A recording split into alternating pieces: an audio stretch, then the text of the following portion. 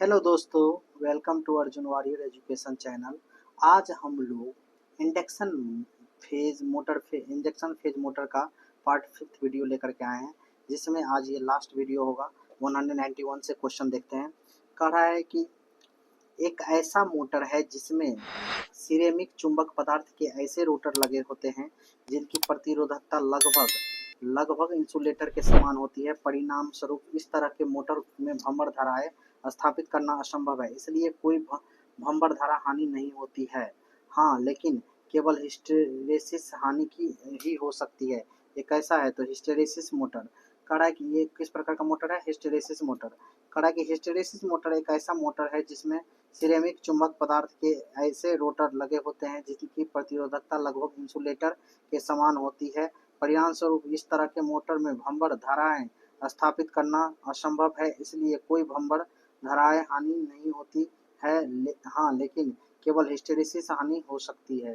Hysteresis हानि होती है। ठीक है, आगे कह रहा है कि वह कौन सा मोटर है जो सभी प्रकार के रिपल्सन मोटर के समान होता है, सिवाय इसके कि इसमें एक अतिरिक्त स्टेटर वाइंडिंग और दो ब्रशों का एक और सेट होता है, जिससे समान शॉर्ट सर्किटेड ब्रश सेट के बीच में रखा जाता है।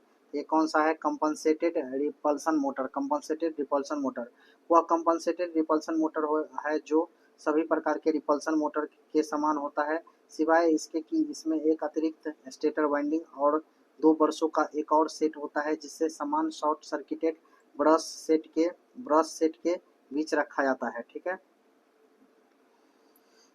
रिपल्सन मोटर के संदर्भ में निम्न में से कौन सा कथन गलत है? रिपल्सन मोटर के संदर्भ में निम्नलिखित में से कौन सा कथन गलत है? लोड में परिवर्तन होने पर गति स्थिर रहती है। लोड में परिवर्तन होने पर गति स्थिर रहती है। रिपल्सन मोटर एक सिंगल फेज सिंक्रोनस मोटर की श्रेणी में शामिल की जाती है। इस मोटर में ब्रश का पर स्पार्क करने की प्रवृत्ति होती है तथा लोड परिवर्तन के साथ गति बदलती है, जो शून्य भार पर अत्यधिक गति पर पहुंच जाती है। साथ ही इसमें केवल उच्च गति को छोड़कर अन्य सभी पावर फैक्टर का मान कम होता है। यह मोटर रिपल्सन के सिद्धांत पर कार्य करती है। किस प्रकार का मोटर एक गैर उत्तेजित सिंगल फेज तुल्यकालिक मोटर है? तो ये आपका होता है रिलेक्टेंस प्रतिष्ठम्भम मोटर। मतलब रिलक्टेंस मोटर होता है। रिलक्टेंस मोटर एक गैर उत्तेजित सिंगल फेज तुल्यकालिक मोटर है जिसकी फील्ड खुली होती है और इस मोटर का शक्ति गुणांक तथा दक्षता समान अश्व शक्ति के प्रेरण मोटर से निम्न होती है। रिलक्टेंस मोटर के रूप में परिचालन करता है। किसके रूप में परिचालन करता है? तो शुरुआत में इंडक्शन मोटर और बाद में तुल्यकालिक मोटर के रूप में। रिलक्टेंस मोटर शुरुआत में इंडक्शन मोटर और बाद में तुल्यकालिक मोटर के रूप में परिचालित होती है। रिलक्टेंस मोटर में बल आघूर्ण टॉर्क किसकी मदद से उत्पन्न होती है? तो ये होती है चुंबकीय क्षेत्र की मदद से। रिलक्टेंस मोटर में बल आघूर्ण टॉर्क चुंबकीय क्षेत्र की मदद से उत्पन्न होती है। रिलक्टेंस मोटर रिलक्टेंस के सिद्धांत पर कार्य करती है। इस मोटर का रोटर उच्च रिलक्टेंस से शून्य न्यून रिलक्टेंस के पथ में गमन करती है। प्रतिष्ठम्भम मोटर मतलब रिएक्टेंस मोटर प्रतिष्ठम्भम बल आघूर्ण रिलक्टेंस टॉर्क और बलाघूर्ण कोण के बढ़ने पर बढ़ता है। 45 डिग्री बलाघूर्ण कोण पर प्रतिष्ठम्भम बलाघूर्ण अधिकतम होता है। प्रतिष्ठम्भम मोटर में प्रतिष्ठम्भ बलाघूर्ण कोण के बढ़ने पर बढ़ता है।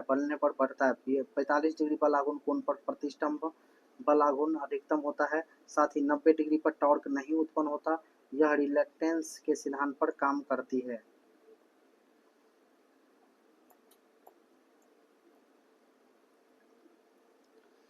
टाइमिंग और कंट्रोल प्रोसेस के लिए प्रयुक्त मोटर का प्रकार कौन सा है? टाइमिंग और कंट्रोल प्रोसेस के लिए प्रयुक्त मोटर का प्रकार रिलक्टेंस मोटर है। टाइमिंग और कंट्रोल प्रोसेस के लिए प्रयुक्त मोटर रिलक्टेंस मोटर होती है। यह मैग्नेटिक रिलक्टेंस के सिद्धांत पर कार्य करती है। मैग्नेटिक रिलक्टेंस के सिद्धांत पर कार्य करती है।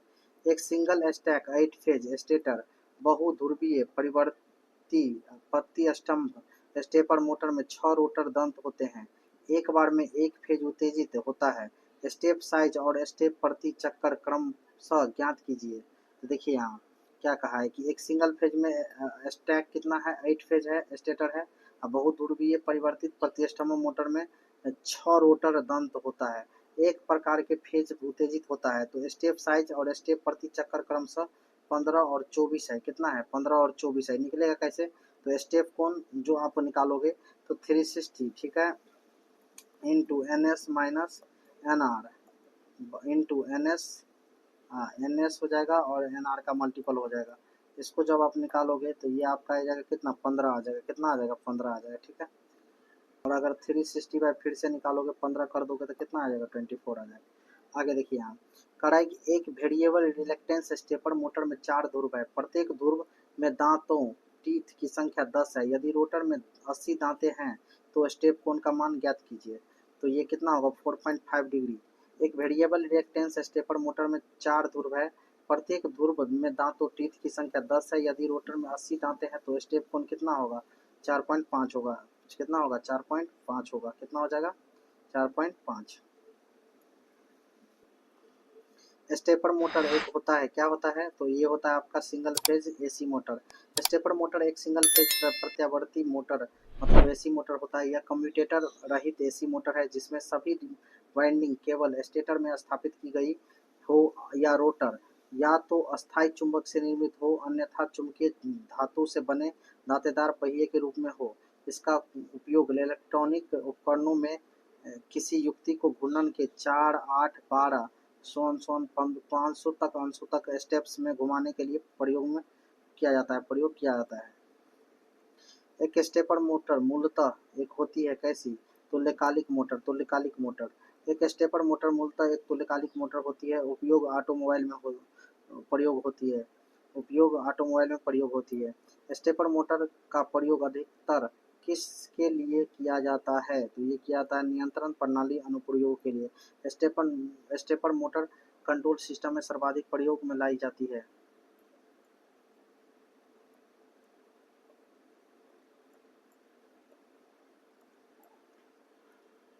एक रिएक्टेंस मोटर एक प्रकार की इलेक्ट्रिक मोटर है जो फेरोमैग्नेटिक रोटर पर गैर अस्थायी चुंबकीय को प्रेरित करती है। एक रिएक्टेंस मोटर एक प्रकार की इलेक्ट्रिक मोटर है जो फेरोमैग्नेटिक रोटर पर गैर अस्थायी चुंबकीय ध्रुव को प्रेरित करती है। किसी स्टेपर मोटर में यदि स्टेप कोण 45 डिग्री हो तो इसका विभेदन रिजोल्यूशन स्टेप प्रति चक्कर होगा। कितना होगा, तो 180 बाई 45 करेंगे तो ये आपका कितना देगा, 8। कितना देगा, 8। रिजोल्यूशन 8 होगा। करा कि एक स्टेपर मोटर के प्रति घूर्णन में कितने छोटे स्टेप होते हैं, एक स्टेपर मोटर के प्रति घूर्णन में, तो ये होते हैं आपका 200। एक स्टेपर मोटर के प्रति घूर्णन में 200 छोटे स्लॉट होते हैं। ये मोटर रे कंप्यूटेटर रहित एसी मोटरें हैं जिसमें सभी वाइंडिंग्स केवल स्टेटर से स्थापित की गई हो और रोटर या तो अस्थायी चुंबकों से निर्मित हो अथवा चुंबकीय धातु से दांतेदार पहिए के रूप में होते हैं। इसका उपयोग इलेक्ट्रॉनिक उपकरणों में किसी युक्ति को एक घूर्णन के 4, 8 और 12 500 अंशों के स्टेप में घुमाने हेतु किया जाता है।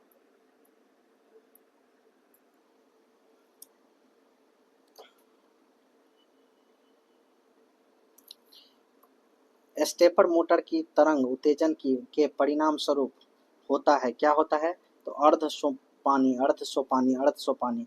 स्टेपर मोटर वर्तमान परिप्रेक्ष्य में अत्यंत महत्वपूर्ण एकल कला सिंक्रोनस मोटर है जो अनुसंधानों तथा कम्यूटेटर प्रिंटर आदि में प्रयुक्त की जाती है। साथ ही स्टेपर मोटर की तरंग उत्तेजन के परिणाम स्वरूप अर्ध सोपानी होता है, जहां अर्ध सोपानी का आधे स्टेप के नाम से भी जाना जाता है। कड़ा की स्टेपर मोटर में प्रयोग किए जाने वाले रोटर होता है कैसा, तो अस्थायी चुंबकीय प्रकार का। स्टेपर मोटर वर्तमान परिप्रेक्ष्य में अनुसंधानों में बहुतायत प्रयोगों की जाने वाली मोटर है जो प्रति स्टेप के सापेक्ष चलती है। ज्ञात रहे कि इसका रोटर अस्थायी चुंबकीय प्रकार का होता है। चर, रिलक्टेंस, अस्थायी चुंबक और हाइब्रिड किसके मूल प्रकार है, तो तो ये आपका स्टेपर मोटर के मूल प्रकार है। चर रिएक्टेंस, अस्थायी चुंबक और हाइब्रिड स्टेपर मोटर के मूल प्रकार होते हैं। स्टेपर मोटर वर्तमान परिप्रेक्ष्य में अनुसंधानों में बहुत बड़े पैमानों पर प्रयुक्त होती है। साथ ही वर्तमान modern printer, solar plate adjustment machine में भी स्टेपर मोटर का प्रयोग किया जाता है। एक सोपानी स्टेपर मोटर में 15 पूर्ण घूर्णन वांछित है। घूर्णन की संख्या कितना है? 15 है। यदि सोपानी कोण मतलब क्या है, ये रिएक्टेंस एंगल जो है 3.6 हो, इसकी चालन प्रणाली में कुट्रत ड्राइव सिस्टम एनकाटोरोड कितना भार दिया जाना चाहिए, कितना भार देना चाहिए। देखिए यहाँ ड्राइव का एनाकोडर इक्वल टू होता है 360 बाई सोपानी कोण इंटर घूर्णन की संख्या। तो ये आप 360 बाई 3.6 करेंगे इंटू 15 करेंगे, इसको कैंसिल करेंगे तो 1500 हो जाएगा। ड्राइव एनकोड भार जो होगा कितना? 1500 होगा। ठीक है। 4 फेज वाली परिवर्तनीय प्रतिष्ठम्भम प्रकार की स्टेपर मोटर की स्टेपर में 8 पोल है जबकि रोटर 6 पोल है, तो स्टेपर कोण कितना होगा?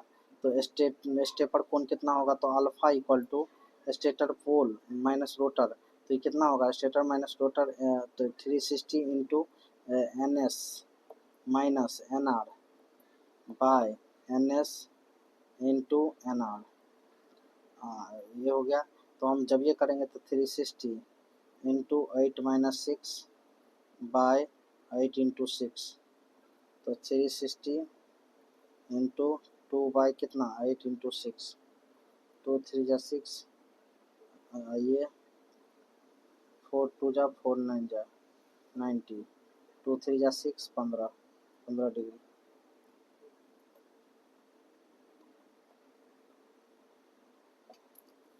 कार्यशील सिद्धांत के अनुसार एसी मोटरों को किसको छोड़कर शेष सभी टाइप में विभाजित किया जा सकता है? स्टेपर को छोड़कर शेष सभी टाइप में विभाजित किया जाता है। कार्यशील सिद्धांत के अनुसार एसी मोटरों को स्टेपर को छोड़कर शेष सभी टाइप में विभाजित किया जा सकता है।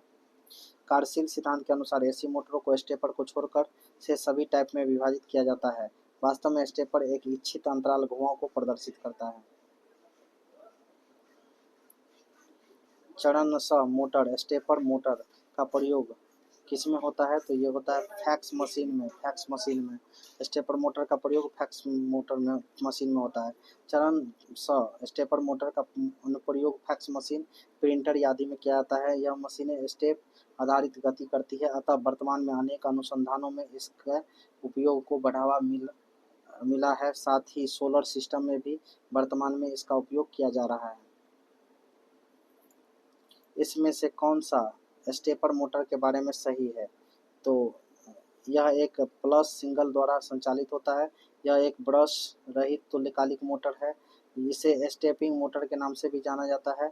यह नियंत्रणीय गति प्रदान करता है। विकल्प में से सभी विकल्प सही है।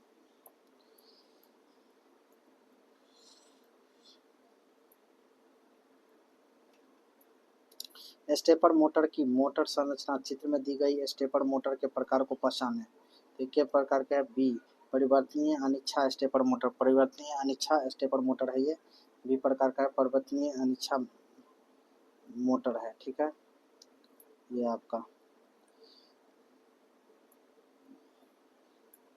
निम्न में से कौन सी सोपानी मोटर का प्रकार नहीं है?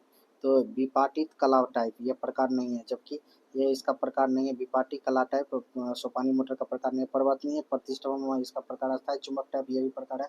हाइब्रिड है ये। विपाटी कला टाइप एक सोपानी मोटर का प्रकार नहीं है। निम्नलिखित में से कौन सा टाइप एकल फेज प्रेरण मोटर आरंभिक प्रकार के रूप में प्रयोग नहीं किया जाता है?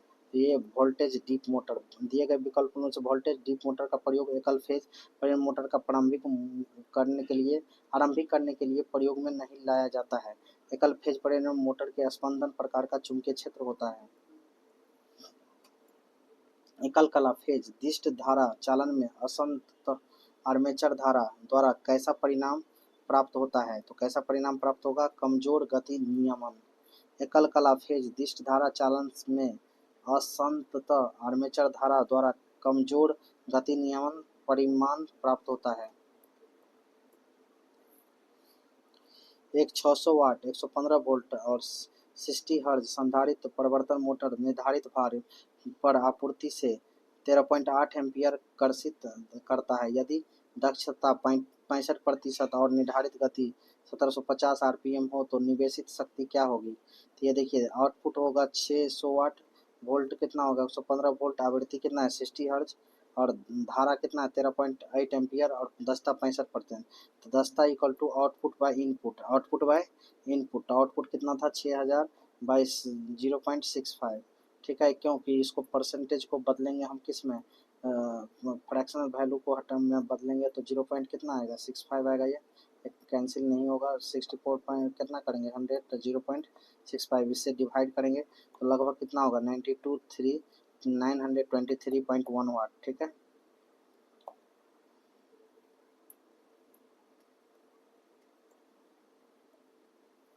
Thank you for watching. अगर आपको ये वीडियो पसंद आया हो तो लाइक कीजिए और ऐसे ही वीडियो के लिए हमारे चैनल को सब्सक्राइब कीजिए।